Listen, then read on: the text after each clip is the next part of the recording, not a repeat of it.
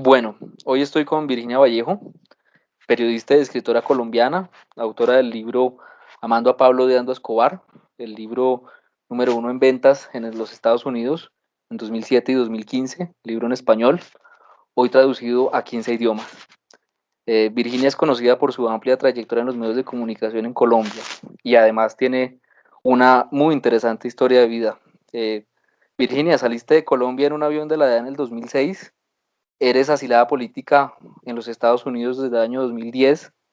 Fuiste columnista del diario disidente Sexto Poder en Venezuela.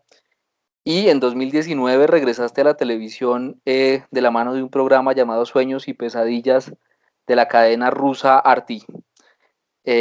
Has sido testigo clave en dos de los procesos más trascendentes para la historia de Colombia, por lo menos en el último siglo. En, el Palacio de Justicia, 1985, y el homicidio de Luis Carlos Galán en 1989. Tu libro pues tiene una trascendencia inmensa porque es el primer libro que describe la relación entre los carteles del narcotráfico y el director de la Aeronáutica Civil de la época, Álvaro Uribe Vélez. Hoy, a pesar de que vives en Estados Unidos, pues has sido objeto de amenazas, de atentados, y tu testimonio es un testimonio valiente y siempre oportuno. Yo te agradezco inmensamente por concederme esta entrevista y bienvenida. Muchísimas gracias, Iván. Me encanta poder conversar contigo y tus compañeros en la universidad. Entonces, en este momento estamos en un proceso muy interesante en Colombia, cuando la primera vez la Corte Suprema de Justicia ha ordenado detención domiciliaria a un expresidente, al expresidente Álvaro Uribe. Es un momento muy importante para la justicia de Colombia y la historia de nuestro país. Exactamente, y al respecto de esa detención preventiva que la Corte profiere por un proceso de fraude procesal y manipulación de testigos, yo quiero preguntarte, ¿tú consideras que es una medida proporcional o estimas que Álvaro Uribe debería defenderse en libertad hasta probar su inocencia o ser vencido en juicio? Ay, por Dios. Si no lo dan la detención domiciliaria, él podría torpedear las investigaciones de la Corte. Es un hombre increíblemente poderoso y capaz de muchas cosas. De manera que esté bien, está bien. Él no está encerrado en un apartamentico por allá en Bogotá.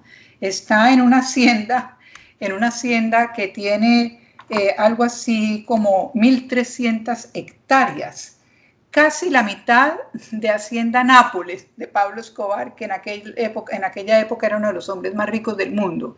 Entonces ese presidente se ha vuelto riquísimo y su mujer también riquísima, multimillonaria, y sus hijos con la zona franca. Entonces él no está encerrado por allá en un apartamentico, en una hacienda gigantesca donde puede hacer lo que quiera. Y mientras tanto, obviamente, tiene contratados algunos de los abogados más costosos, defensores, para que se continúe el proceso contra él. Es cierto, y a raíz de esa detención domiciliaria, que no es un domicilio común, eh, el presidente Iván Duque ha hecho todo tipo de aseveraciones en contra de la decisión tomada por la Corte Suprema de Justicia en un intento por deslegitimarla. ¿Cómo calificas esa actitud de Iván Duque? Bueno, eso me recuerda a una acción de Álvaro Uribe en el año 2010. En ese año, justamente en el año que me dieron asilo político y en el mes que me dieron asilo político, el presidente Álvaro Uribe salió a defender a los militares que habían sido condenados a prisión de 30 y 40 años por desaparición forzada de los detenidos de la Corte, de la toma del Palacio de Justicia. Los militares habían desaparecido a 12 personas después de torturarlos de manera miserable y los metieron en tinas de ácido sulfúrico para disolver los cuerpos de aquellas personas. La juez María Estela Jara fue una heroína desde mi perspectiva, porque ella tuvo el valor de condenar a esos militares. Pero al día siguiente, el presidente Álvaro Uribe salió delante de todos los medios de comunicación diciendo que era una juez deshonesta, que los militares eran defender de manera impresionante a los militares y acusarla a ella de ser corrupta. Y empezaron a mandarle amenazas a ella y a un niñito de 4 años, diciendo que iban a matar a un niñito de 4 años. Al día siguiente, una organización de derechos humanos parecido a Amnistía Internacional sacaron a la juez María Estela Jara de Colombia y al niñito, y en este momento viven en otro país donde seguramente deben ser asilados políticos y de pronto se hayan cambiado el nombre, porque la mano negra de ese poder colombiano pueden hacerle cosas horrores a otras personas en otros países también. Entonces, eso me recuerda ese presidente atacando a la juez Jara. Y es lo que está haciendo en este momento el presidente Duque, atacando a la Corte Suprema de Justicia, que obviamente es mucho más poderosa que una juez, una mujer inerme, y lo están atacando, dice que es en los epítetos más despreciables y más ruines. A pesar de que la Corte Suprema de Justicia desde mi perspectiva, es la entidad más respetable de Colombia. Creo que hubo un pequeño escándalo hace como 2 años, pero el resto ha sido impecable, todos los miembros de la Corte Suprema de Justicia.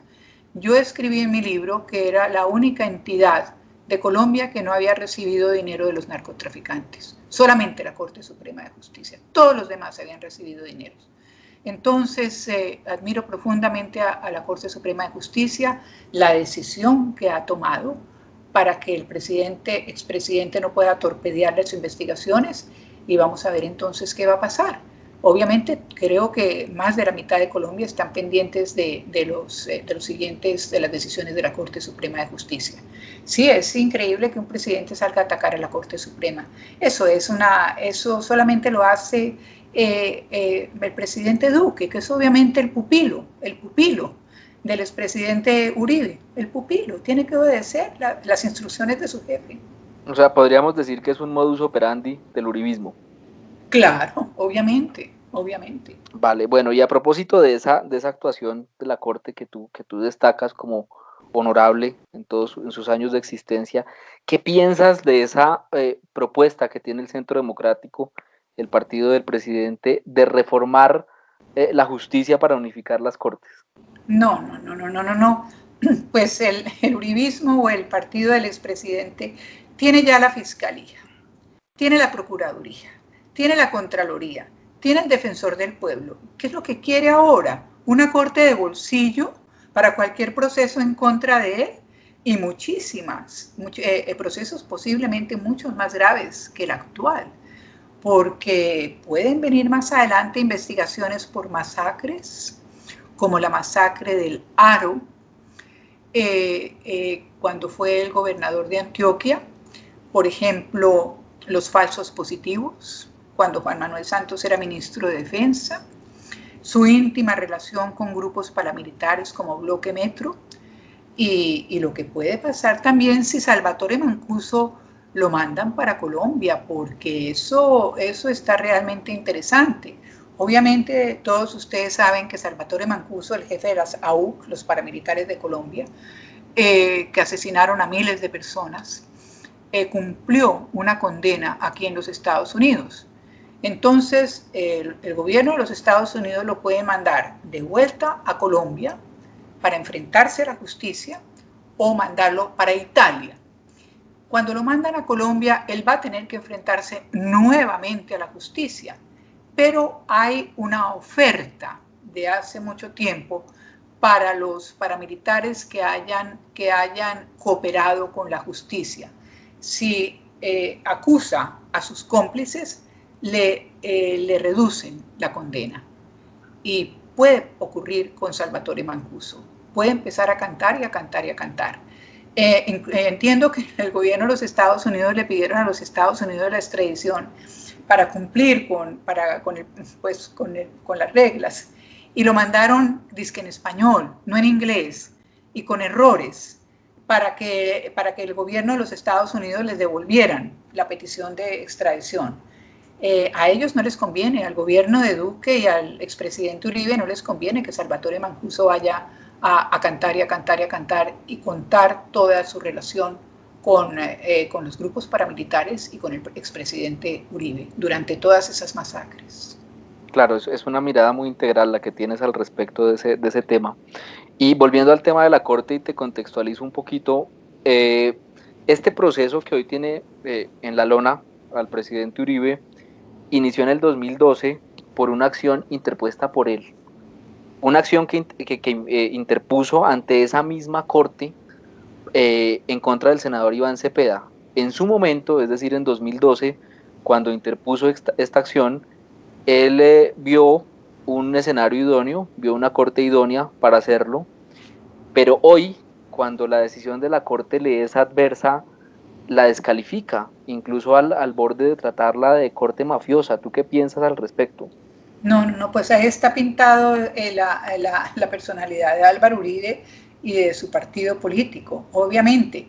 Pero fíjate cómo se le volteó la tortilla. Primero acusó a un hombre inocente, al senador Cepeda, dizque de comprar testigos, en términos, en síntesis, en comprar testigos. Luego se probó rápidamente, la Corte Suprema se probó que era inocente, pero lo que sí se probó más adelante era que Álvaro Uribe sí decidió comprar testigos para irse contra el senador Cepeda. Y la Corte Suprema empezó a investigar y se dio cuenta que el que estaba cometiendo el delito no era el senador Cepeda, sino el ex senador Uribe Vélez. Entonces, mire lo grave que es acusar una acusación difamatoria contra una persona inocente. ¿Cómo se le devolvió?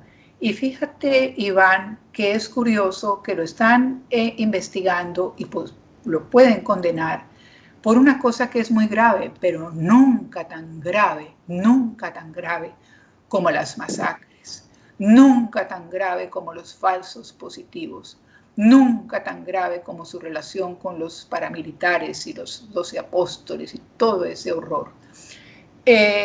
Cuando me dieron asilo político, yo describí al cerrar mi defensa, describí la masacre del Aro, que yo lo había investigado y que lo leí muchísimo cuando ocurrió en los 90s. Y lo describí a la juez de inmigración. Y ella me dijo al final, después de recitar más de 100 razones para concederme asilo político, dijo, yo como juez de inmigración en los Estados Unidos, en 15 años no he visto más difamación contra una periodista y una escritora por haber escrito un libro bestseller sobre la corrupción colombiana y nunca he escuchado más atrocidades, lo que como usted acaba de describir en esa masacre del Aro. Y después de eso me felicitó y me dijo que me estaba concediendo asilo político, porque si me hubieran devuelto a Colombia me hubieran cortado en pedacitos los militares de Juan Manuel Santos o los militares de Álvaro Uribe. Es muy impresionante y lo que comentabas antes sobre todo es muy irónico lo que le pasó a Uribe, ¿no? Que por un proceso menor esté en lo que está ahora. No menor, porque todos los delitos son graves, pero menor respecto a los otros. Bueno. Comparado con las masacres, sí, y con los falsos positivos. Es que a la gente se les olvida lo que fueron los falsos positivos. Eran 4.000 niñitos pobres, los mimos de la calle, los gamincitos. Los ejércitos se los llevaban a la selva y allá los mataban. Y luego cualquier soldado iba a recoger disque $700 con la mano cortada de la víctima. No eran guerrilleros de combate, como decía Juan Manuel Santos, le decía a Hillary, la secretaria de Estado en aquella época. No eran guerrilleros dados en combate, eran niñitos pobres, los llamados falsos positivos. Un título más tan frío, falsos positivos. Falsos positivos es el asesinato de 4.000 niñitos pobres e inocentes, mendigos, mimos y niños de la calle sin padres que obviamente no iban a recoger ningún cuerpo ni ningún cadáver. Entonces eso es una de las cosas más graves, son crímenes de lesa humanidad y que aquellos que cometieron y autorizaron eso, el ministro y el ministro de Defensa, pueden terminar en la Corte Internacional de la Haya por derechos humanos, violación de derechos humanos, crímenes de lesa humanidad. Y por eso seguramente fue que Juan Manuel Santos decidió hacer las paces con las FARC. Es cierto, Estoy convencida que fue por eso. Sí, hay un trasfondo muy, muy grande en eso. Y respecto a lo que comentas de los falsos positivos, pues es el eufemismo de la muerte. Sí. Pero bueno, continuemos. Entonces, ¿tú piensas que este cataclismo que ha suscitado el tema de Álvaro Uribe con la decisión de la Corte va a afectar de alguna manera el clima político del país de cara a las elecciones presidenciales del 2022? Claro que sí, porque mira, las nuevas generaciones no conocen el historial o el prontuario del expresidente y ex senador Uribe. Ellos no saben que en los años, a finales de los 70 y principios de los 80, era el director de la aeronáutica que le daba licencias a los narcotraficantes para mandar coca a los Estados Unidos. Seguramente esos jovencitos que ahora van a votar por primera vez tampoco saben seguramente de los falsos positivos. Seguramente ellos no saben las masacres cuando él era gobernador de Antioquia. Entonces, ahora como se está revelando todo eso, tanto por el proceso de investigación, por lo que están investigando en este momento, por la cuestión de comprar testigos, y por lo que está saliendo en este momento en el Matarife, que lo están mirando millones de personas, yo creo que las nuevas generaciones se están dando cuenta de quién es realmente Álvaro Uribe.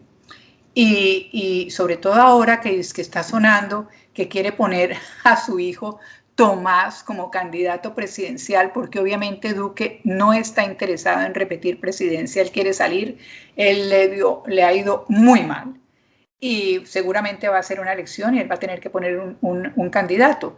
Y están sonando es que quieren poner a su propio hijo, a Tomás, como familia real, como las familias presidenciales en Colombia y las familias reales de aquí. Entonces, los jovencitos que están dándose cuenta, no creo que vayan a querer votar por el candidato de Álvaro Uribe. Perfecto. Ahora una pregunta de la que creo sabes mucho porque además es tu campo. ¿Qué radiografía tienes del periodismo respecto a este cubrimiento mediático sobre la decisión de la Corte? Es decir, este aluvión de entrevistas a Uribe en su hacienda, entrevistas que parecen perfectamente bien conducidas. ¿Qué piensas al respecto? Bueno, primero que todo, ustedes que son tan jovencitos deben saber que la gran prensa colombiana pertenece a los 4 billonarios que han tenido toda la vida al presidente de turno en el bolsillo. Cuando uno de esos billonarios tienen al presidente en el bolsillo, su fortuna se multiplica varias veces. Sobre todo, por ejemplo, los Santo Domingo, por ejemplo, Luis Carlos Sarmiento. Los otros medios más importantes pertenecen a familias presidenciales.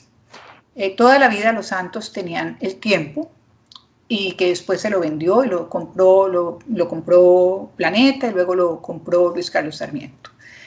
Y también existe, pero muchos de la familia Santos son los directores de otros medios de comunicación. Por ejemplo, Pacho Santos fue director de RCN Radio.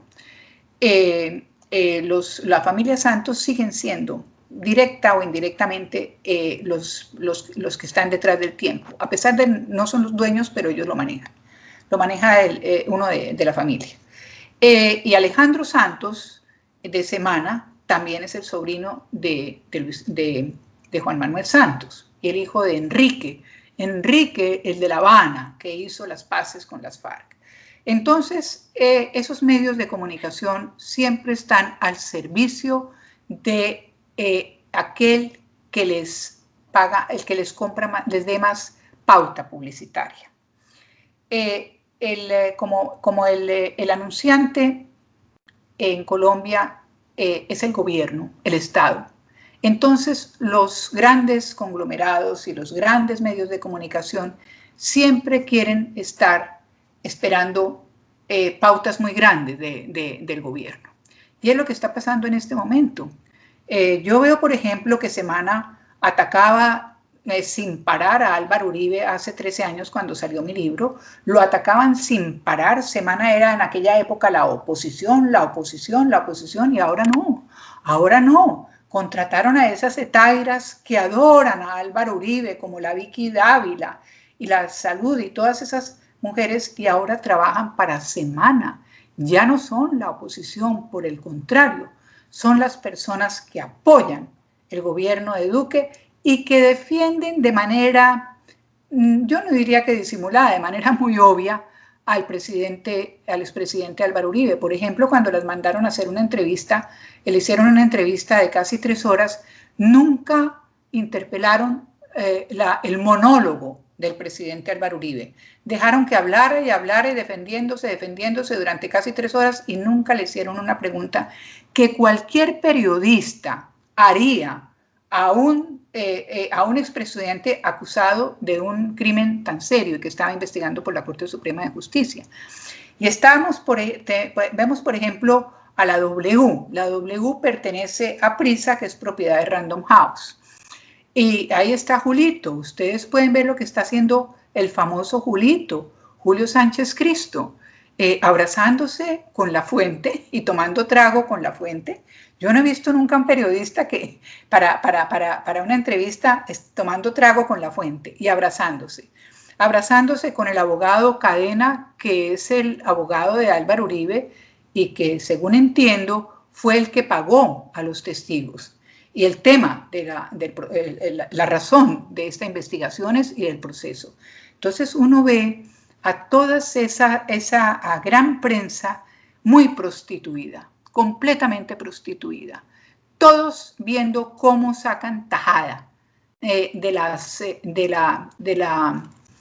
publicidad. Ahorita que se están acabando los periódicos, se están acabando las revistas, entonces ellos obviamente tienen ahora sus plataformas en internet, pero de todas maneras están pendientes de las pautas publicitarias del gobierno, obviamente, y las pautas también de los billonarios y de las grandes empresas, que obviamente generalmente son de derecha. Pero sí, esto es escandaloso ver cómo algunos de los periodistas más conocidos de Colombia están dando esos servicios al expresidente Uribe y a su presidente que al principio me parecía que era un bobo, pero ahora no me parece que es un bobo. Pero, por ejemplo, lo vi conversando con un mafioso que le prestaba el teléfono y que ahora entiendo que le compraron para la campaña, le pagaron los votos para la elección de él. Al principio yo pensaba que Luis Carlos Sarmiento había pagado por la campaña de Duque, pero resulta que no. O Luis Carlos no le dio demasiada plata, o la plata no alcanzaba, pero tuvieron que apelar a todos esos narcos y a todos esos paracos para que esos bandidos de la costa que compran los votos toda la vida y las van a comprar toda la vida.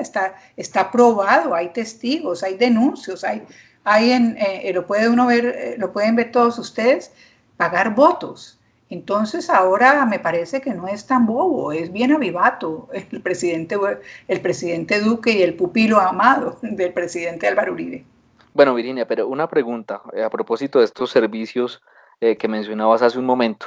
Tú fuiste periodista, tuviste una relación con Pablo Escobar conocida y lo entrevistaste. Es decir, ¿esto no se contrastaría de alguna manera con lo que hizo Vicky Dávila en la hacienda de Uribe? No, es otra cosa completamente distinta. Yo no fui periodista, soy periodista. Y el último trabajo que he hecho como periodista para el canal RT, el canal europeo, que tú lo puedes ver en internet, ahí están todas mis últimas entrevistas como periodista, no como ex, sino como periodista. Claro, entrevisté a Pablo Escobar, yo lo descubrí. Yo le hice una entrevista cuando él aspiraba al Congreso. Estaba empezando su carrera política y estaba creando una fundación que se llamaba Tugurios, Medellín sin Tugurios, y que él y sus socios iban a regalar 10.000 casas a la gente pobre que vivía en un basurero donde vivía la gente más pobre de Medellín. Entonces lo descubrí y le hice una entrevista. Y después de eso, nunca más volví a entrevistar a Pablo. Nunca usé mi micrófono para defenderlo. Y hasta el día de hoy jamás he defendido a Pablo Escobar. Por el contrario, cuando tú lees mi libro, que yo sé que tú lo has leído, se puede ver que Pablo fue en mi enemigo y lo que hice fue ayudarle a las agencias europeas antidrogas y de información a ellos sobre lo que yo sabía sobre los carteles de Medellín y de Cali. Es una de las razones por las cuales me dieron asilo político en Estados Unidos, porque el FBI y el Departamento de Estado investigaron absolutamente toda mi vida a ver si yo había cometido algún tipo de delito y no pudieron encontrar ni siquiera una multa de tráfico, porque ni siquiera sé manejar un carro. Y se pudo probar que en 1987 yo dejé a Pablo, él se convirtió en mi enemigo, el de Medellín también se convirtieron en mis enemigos, los Pepe se convirtieron en mis enemigos, las amenazas eran aterradoras y por eso fue que empecé a cooperar con Bundeskriminalamt, que es Interpol Alemania. Cuando vivía en Alemania y en aquella época volví a ver al amor de mi vida, el conde alemán con quien estaba comprometida. Entonces, hay una diferencia entre convertirse uno en el defensor de Álvaro Uribe durante 20 años, como la Dávila y como la Salud y como los Julitos, y otra cosa es haber hecho una sola entrevista a Escobar para contar una cosa que era una noticia, esa obra tan impresionante para los pobres absolutos de Medellín. Así es, y te agradezco la claridad. Bueno, por otra parte, hay una pregunta que te quiero hacer, ¿cuál es tu opinión frente a la persona de Álvaro Uribe, bien como persona o bien como dirigente político? Bueno, Álvaro Uribe tiene cuatro etapas. La primera, cuando es director de la Aeronáutica Civil y que le daba las licencias a los narcos. Licencias para las pistas en sus gigantescas haciendas, así como el Huérrimo. Le daba licencias para importar rápidamente sin complicaciones aviones y helicópteros y licencias para los vuelos, para que viajaran todo el tiempo avioncitos cargados de coca a la Florida para llevarlos a Key Norman, que era propiedad de Leder. Entonces le daba las licencias, eso está probado, le daba las licencias a todos esos narcos grandes. Eso fue cuando la Aeronáutica Civil. Después, en ese momento, personas como Alfonso López Michelsen y Ernesto Samper se dieron cuenta que ese chorro de dinero tenía que ser útil para ellos, para las dinastías presidenciales. Por eso fue que Alfonso López Michelsen y Ernesto Samper recibieron muchísimo dinero de los narcotraficantes. Por eso es curioso que cuando hicieron el Matarife, dicen que, por ejemplo, Belisario Betancur en el año 82 recibió dinero para su campaña presidencial. Es verdad. Y que el otro candidato también, pero no mencionaron que el otro candidato se llamaba Alfonso López Michelsen. Ellos se cuidan muchísimo, los Guillén y los Mendoza y todas esas personas, de no mencionar para nada, ni a los López ni a los Santos, que están metidos en la pomada. Todos, las bandas presidenciales. Entonces, después ellos se dan cuenta de eso y empieza en esa época ya la época del paramilitarismo, durante el gobierno de gobernador. Los Santos empiezan a dar cuenta que ese hombre puede ser muy útil, porque está subiendo en las encuestas. Y entonces los Santos deciden, vamos a apoyar la candidatura presidencial de ese muchacho de allá de Medellín, ese paisita, porque detrás de él hay mucha plata. Y entonces la familia Santos y El Tiempo deciden apoyar la candidatura presidencial, pero eso con varias condiciones. El Tiempo, que siempre, en aquella época, yo no sé si hoy, pero hasta hace pocos años, El Tiempo elegía al presidente. Entonces, lo primero que le piden a Álvaro Uribe es que le den la vicepresidencia a Pacho Santos y el ministro de Defensa a Juan Manuel Santos para que él reparte el Plan Colombia, que son 10.000 millones de dólares o más. Él lo manejó durante 16 años. Qué fortuna tan impresionante si le permitan a usted manejar y distribuir 10 o 12.000 millones de dólares. Y el resto del gabinete, el 25% del gabinete tenía que ser del tiempo. En esas condiciones fue que los Santos subieron al poder a Álvaro Uribe. Pero cuando empezaron a salir los escándalos, los Santos, que son muy fregados, decidieron separarse de esos amores con Álvaro Uribe. El único que se quedó fue Pacho Santos. Y entonces, para que entonces la gente votara por Juan Manuel Santos y hacerle creer al pueblo y al resto del mundo que ellos no eran socios de Álvaro Uribe. Han sido socios toda la vida. Incluso Pacho Santos sigue siendo embajador en este momento, embajador en Washington. Y el sobrino de Juan Manuel Santos, el director de Semana, Alejandro Santos, tiene contratadas a las etairas para que defiendan a Álvaro Uribe y para que defiendan el gobierno de Duque. Entonces, yo no veo que haya gran separación. Así fue como lo convirtieron. Y ahora, cuando se dieron cuenta que había caído, que había metido la pata con esa acusación tan grave contra el senador Cepeda, ahí sí se hacen los que están en contra. Deben estar frotándose las manos de saber que Álvaro Uribe puede terminar sindicado en el actual proceso. Te agradezco mucho la síntesis tan valiosa que acabas de hacer.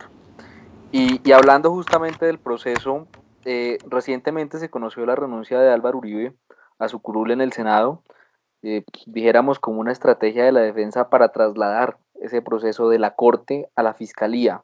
¿Qué opinión te merece eso? Tienes que hablar más duro porque no te estoy escuchando. Vale, te decía que recientemente se conoció la renuncia del expresidente Uribe al Senado, a su curul, como una estrategia de la defensa, dijéramos, para trasladar el proceso de la Corte a la Fiscalía. ¿Qué piensas de eso? Recientemente se conoció la renuncia de Álvaro Uribe a su curul. No, pues entonces, perdóname, repíteme la pregunta porque es que no te estaba escuchando, vale. Estabas muy lejos, repíteme la pregunta. Vale, recientemente, como dijiste, se conoció la renuncia de Uribe a su curul en el Senado, como una estrategia de su defensa para que el proceso pase de la Corte a la Fiscalía. ¿Qué piensas de eso?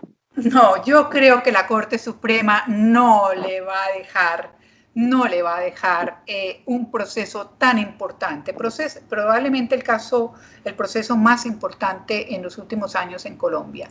Yo no creo que la Corte va a soltar eso y va a dejar que por allá un fiscal de la Fiscalía que lo controla el partido de Álvaro Uribe pueda dejarlo libre. O dejarlo, no creo. Yo creo que la Corte Suprema va a seguir controlando ese proceso. Bien, hay una pregunta que yo no quiero dejarte de hacer.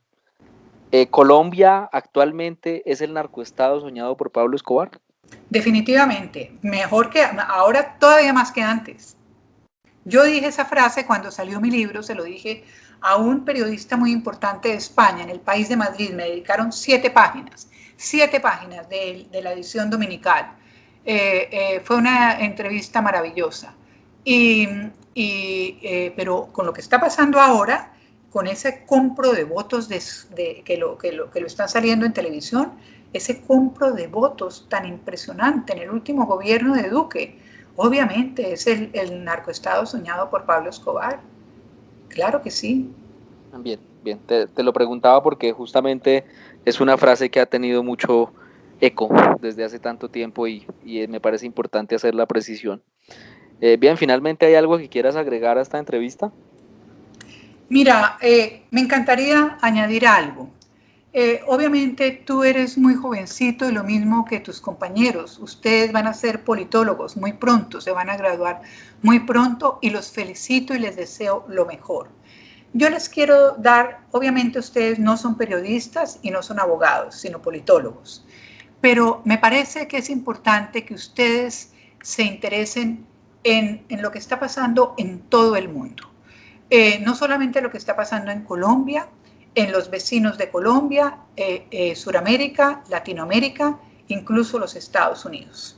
Lo que está pasando en Europa, las guerras, las guerras terribles, lo que está pasando y los millones de desplazados en este momento, que es una tragedia, no sé si igual o peor que esta pandemia. Me parece que ustedes tienen que interesarse en absolutamente todo, no solamente en lo local, sino mucho más universal. Tienen que dominar el inglés, por lo menos el escrito. Muy importante estudiar inglés. Hablar muy bien, porque un politólogo sin inglés no tiene tanta credibilidad.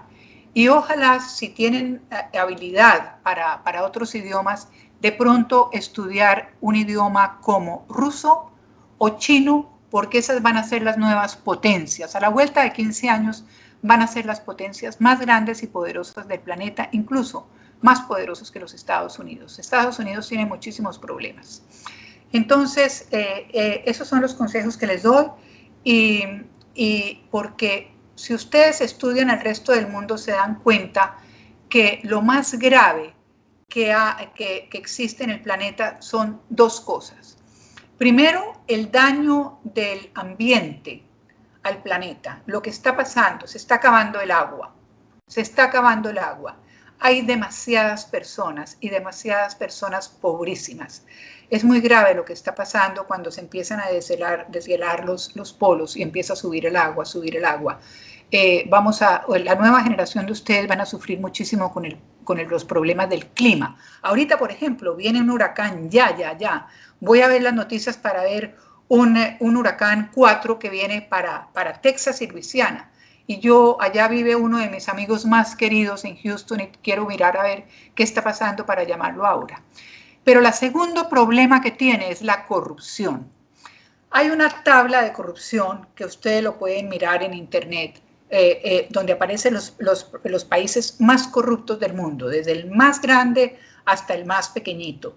Les aconsejo que miren las tablas de corrupción, porque esa es la plaga más grande, peor que la pandemia. La pandemia, mal que bien, la van a arreglar o va a disminuir cuando encuentren la vacuna. Aunque soy un poco escéptica sobre que la vacuna aparezca rápido, yo creo que eso se va a demorar. Pero el incremento de la corrupción entre los políticos y esa complicidad, ese matrimonio entre los aspirantes a la presidencia de los países y los medios de comunicación, cada vez más y más dueños de billonarios y conglomerados. Entonces es muy difícil encontrar medios de comunicación realmente independientes. Entonces, esos son consejos que les quiero dar a ustedes. Los felicito. Muchas gracias por pensar en contactarme para que Iván me contactara para dar esta entrevista a ustedes. No he dado entrevistas. Yo solamente doy entrevistas cuando salen mis libros, pero estoy haciendo una excepción por el enorme cariño que le tengo a Iván, que es un hombre brillante y porque es muy generoso con todos sus compañeros. Los felicito a todos y les deseo muchos éxitos en su grado y en su carrera. Gracias, Virginia. El agradecimiento es para ti que has compartido este tiempo generoso. Sé que en las últimas semanas has declinado varias entrevistas y bueno, justamente hoy el día de tu cumpleaños me la concediste. Te lo agradezco infinitamente. Tu visión seguramente será muy valiosa para hacer un análisis riguroso de lo que está pasando hoy en Colombia. Mil gracias. Hasta luego.